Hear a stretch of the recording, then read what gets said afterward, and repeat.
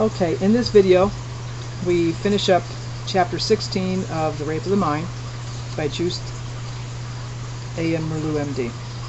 Enumeration of some factors influencing group morale.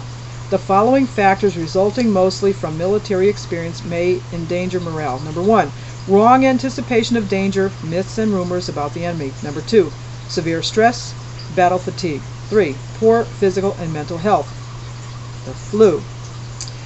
4, lack of food, lack of sleep, cold, and dirt. Number 5, bad leadership. Number 6, poor training, lack of skill, overtraining. Number 7, poor communication and poor information. Number 8, destruction of basic values, lack of faith. Number 9, confusion of activities, strife in politics, wrong selection of government. Number 10, authoritarian and undemocratic behavior, humiliation. 11, tyranny, too rigid discipline, also lack of discipline. 12, homesickness and feelings of estrangement. Number 13, internal hostilities, prejudices, persecution of minorities. 14, thought control and menticide, no right to be an individual, no justice, no right to appeal. 15, no function in the social setting, no duties. 16, alcohol and sedatives. The following factors may boost morale.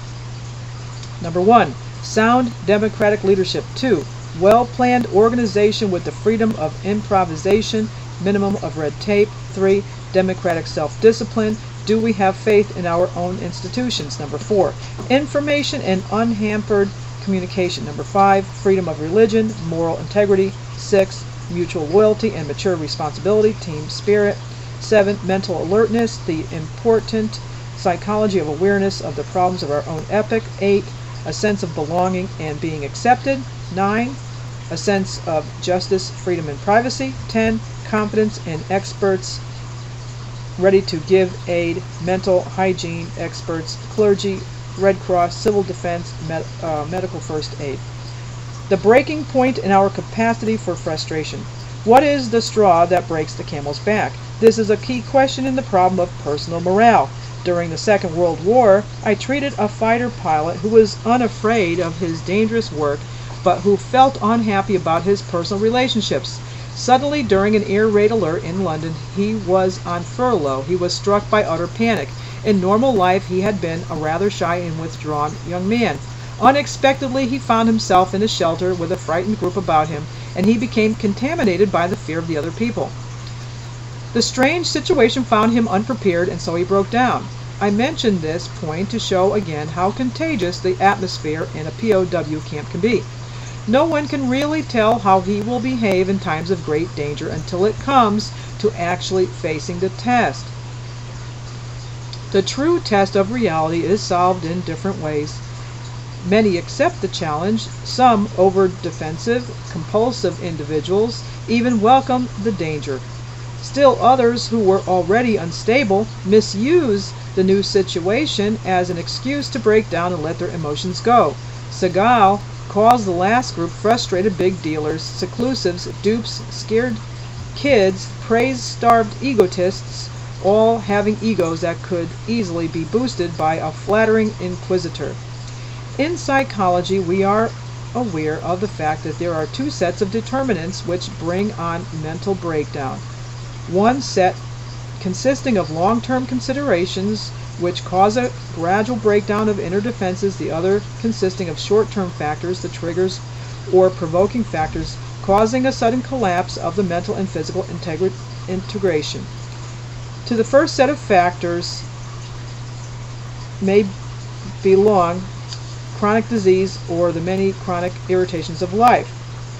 The second operates by means of sudden symbolic impact on hidden sensitivities. A mouse appearing in a girl's class doesn't arouse panic because of its objective danger.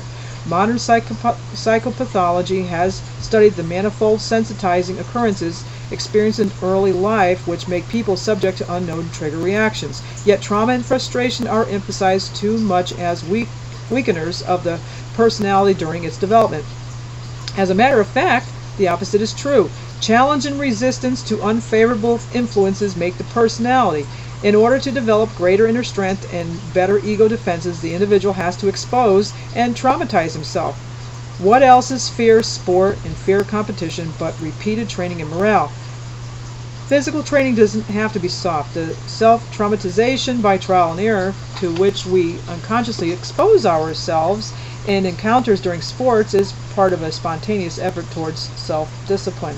When the person cannot find strength within himself, he must borrow it from his neighbor and look for strength by proxy. Too great emphasis on dependence or leadership increases this proxy mechanism. Leadership is not exclusively the secret of morale. Identification with the leader may sometimes fortify the person's inner strength, but it may also frustrate his capacity to grapple with his own problems. A frustrating leader may decrease our capacity to tolerate frustration.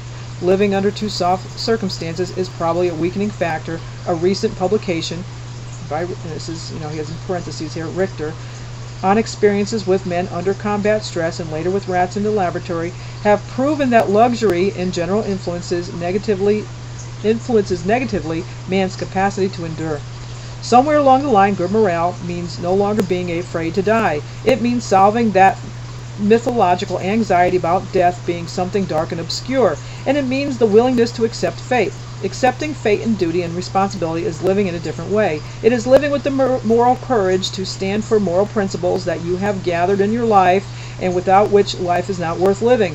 The anticipation of bad occurrences can have a paralyzing effect. If one expects people to break down, they may either give in more easily to these false prophets or, out of hostility, feel boosted in their morale. The press, the radio, television have to be aware of their subtle responsibility as moral influencing mediums. It is important to realize that mental prophets expect more panic in others when they themselves feel jittery and insecure. In the last war, there were many sensational forecasts of panic that, happily enough, did not materialize, such as Dunkirk. Man has often mentally much stronger than we expect him to be. Well, man is often mentally much stronger than we expect him to be. Of all the animals, we can suffer most and take danger best, provided he does not weaken himself by his belief in supernatural terror stories or become unnerved in a Cold War. And that, my friends, ends chapter 16, and we'll see you soon in chapter 17, and it's hopefully not too long. I think, well, it may take just as many videos, maybe 3, maybe 4, we'll see. Anyway, see you in chapter 17.